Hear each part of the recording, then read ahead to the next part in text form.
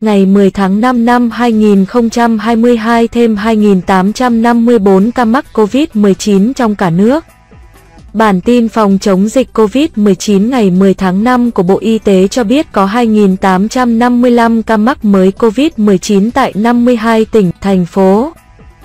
Tăng 679 ca so với hôm qua. Đến nay số vaccine phòng COVID-19 đã tiêm cho trẻ từ 5 dưới 12 tuổi là gần 1,9 triệu liều tính từ 16 giờ ngày 9 tháng 5 đến 16 giờ ngày 10 tháng 5.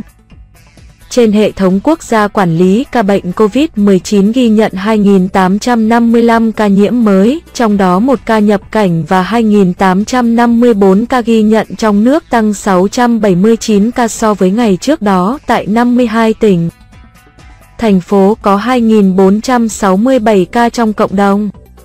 Các tỉnh, thành phố ghi nhận ca bệnh như sau: Hà Nội 577, Phú Thọ 230, Vĩnh Phúc 156, Bắc Ninh 130, Nghệ An 109, Quảng Ninh 106, Tuyên Quang 99, Yên Bái 97, Bắc Cạn 85, Lâm Đồng 76, Quảng Trị 74, Hưng Yên 73, Thái Bình 71, Hải Dương 68, Đà Nẵng 60, Nam Định 60, Hà Nam 58, Lào Cai 52, Lai Châu 48, Quảng Bình 46, Cao Bằng 43, Thái Nguyên 43, Ninh Bình 35, Gia Lai 35, Sơn La 34, Hòa Bình 33, Bà Rịa Vũng Tàu 30, Hà Giang 28, Hà Tĩnh 28, Hải Phòng 27, Lạng Sơn 25, Bình Phước 22, Bình Dương 21, Quảng Ngãi 20, Điện Biên 20, Thanh Hóa 18, Bắc Giang 18, Vĩnh Long 18, Thành phố Hồ Chí Minh 17, Tây Ninh 15, Bình Thuận 14, Thừa Thiên Huế 9, Khánh Hòa 8, Phú Yên 3,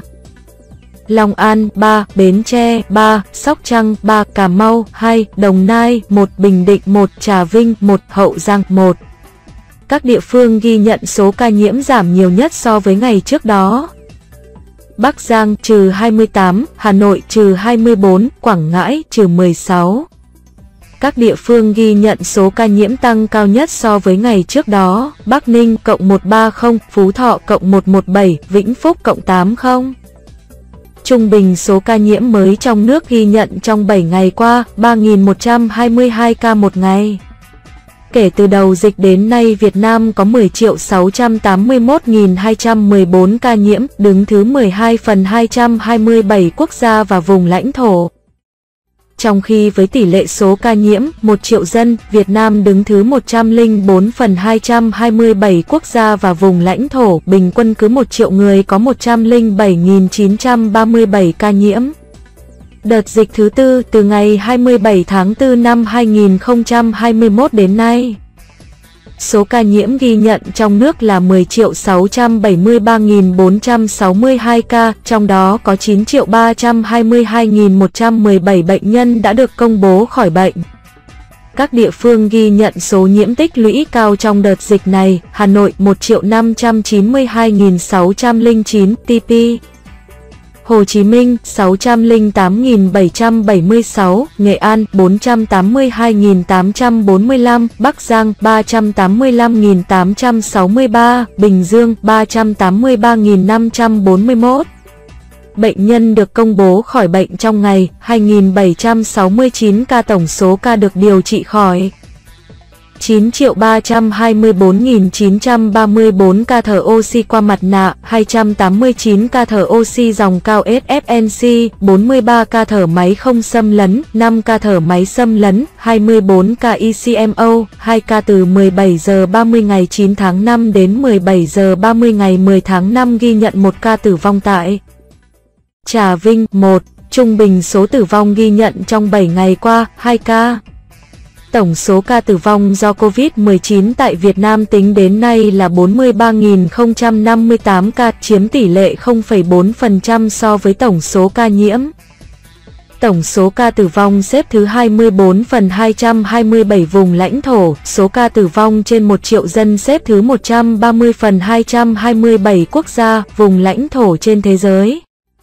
So với châu Á, tổng số ca tử vong xếp thứ 6 phần 49, xếp thứ 3 ASEAN. tử vong trên 1 triệu dân xếp thứ 25 phần 49 quốc gia, vùng lãnh thổ châu Á, xếp thứ 4 ASEAN. Trong ngày 9 tháng 5 có 95.412 liều vaccine phòng COVID-19 được tiêm.